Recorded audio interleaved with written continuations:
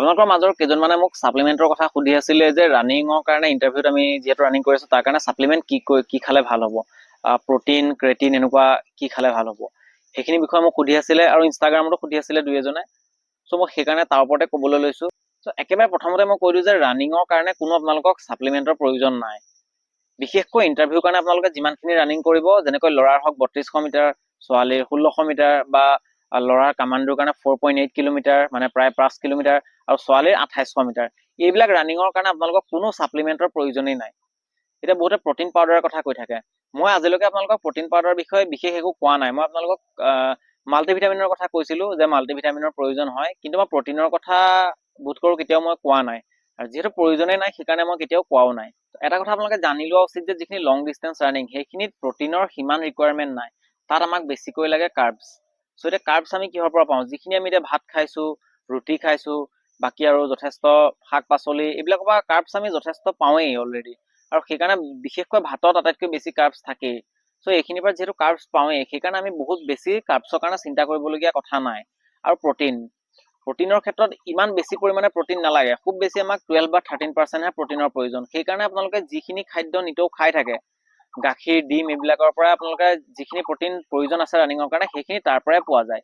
সেইকাৰণে মই কেতিয়াও আপোনালোকক সাপ্লিমেন্টৰ কথা কোৱা নাই। আৰু যিহেতু মই এজন খেলুৱৈ হয়, সকলো আপোনালোকে গম পাইছে যে মই এথলিট হয় এজন। 5000 10,000 মিটাৰ মই খেলিছিলো আৰু মেৰাথনো খেলিছো, 42 কিলোমিটাৰলৈকেও মই খেলিছো। আৰু যিহেতু মই ষ্টেটত গ'ল্ড মেডেলো পাইছিলো, আপোনালোকে সিমানখিনি পৰ্যায়লৈকে মই কিন্তু কোনো সাপ্লিমেন্টৰ ব্যৱহাৰ নাই কৰা। মই কেতিয়াবা মাজে সময়ে মাল্টিভিটামিন এটাকৈ ডেইলি খাইছিলো আৰু কেতিয়াবা প্ৰয়োজন হলে মাজে সময়ে কেলছিয়ামৰ টেবলেট 2-এটা খাইছিলো। চ' সেয়াই আছিলে। মই বিশেষ একো সাপ্লিমেন্টৰ ব্যৱহাৰ নাই কৰা, আগতেও মই কৰা নাছিলো।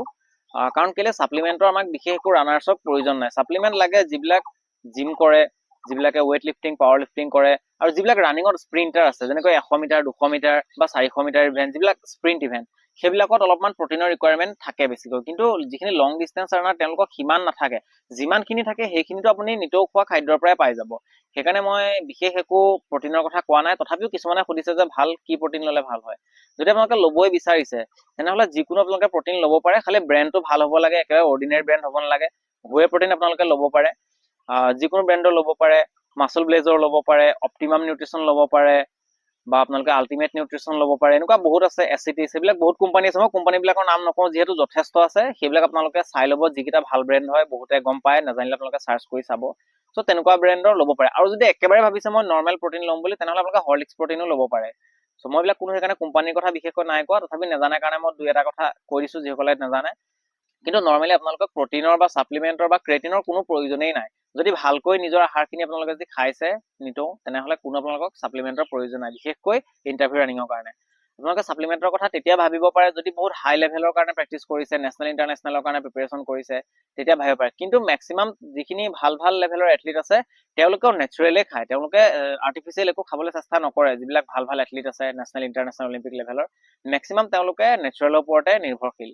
আৰু জিম কৰাৰ ক্ষেত্ৰত প্ৰটিন ক্ৰিয়েটিন এইবিলাকৰ প্ৰয়োজন হয়, কিন্তু ৰানাৰ্ছক সিমান প্ৰয়োজন নাই। সেইকাৰণে সেই কথাটো আপোনালোকে জানি ল'ব। বাকী যোনে ল'ব বিচাৰিছে ল'ব পাৰে, মই 2-এটা আপোনালোকক কৈ দিলো। আৰু লগতে আপোনালোকে এনাৰ্জি ড্ৰিংক ল'ব পাৰে, সেইটো বেলেগ কথা। যেনেকৈ BCAA আছে, সেইটো আপোনালোকে এনাৰ্জি ড্ৰিংক ল'ব পাৰে। সেইটো মই ব্ৰেণ্ডৰ কথা নকওঁ, যিকোনো ব্ৰেণ্ডৰ ভাল ব্ৰেণ্ডৰ ল'ব পাৰে। ত' তেনেকুৱা ধৰণৰ এনাৰ্জি ড্ৰিংক যদি লয় আপোনালোকে, আইচটনিক আছে, সেইবিলাক ল'ব পাৰে। সেইটো ৰানাৰ্ছে খাব পাৰে, কোনো আপত্তি নাই। কিন্তু প্ৰটিন সাপ্লিমেন্ট ক্ৰেটিন এইবিলাকৰ বিশেষ প্ৰয়োজন নাই। বাকী যিসকলে ল'ব বিচাৰে, মই যি 2-এটা ক'লো তাৰ ভিতৰত আপোনালোকে ল'ব পাৰে। আশা কৰিছো আপোনালোকে সাপ্লিমেন্টৰ বিষয়ে নিশ্চয় গম পাইছে। কিবা যদি আপোনালোকৰ কুৱেশ্যন আছে তেনেহ'লে মোক কমেন্ট কৰি সুধিব পাৰে। যদি ভিডিঅ'টো চাই ভাল লাগিলে তেনেহ'লে লাইক কৰিব, লগতে সকলোকে শ্বেয়াৰ কৰি দিব। যদি প্ৰথমবাৰ আমাৰ চেনেললৈ আহিছে তেনেহ'লে চেনেলটো ছাবস্ক্ৰাইব কৰি নটিফিকেশ্যন বেলটো অন কৰি ল'বলৈ নাপাহৰিব। লগ পাম আকৌ নেক্সট ভিডিঅ'ত। জয় আই অসম।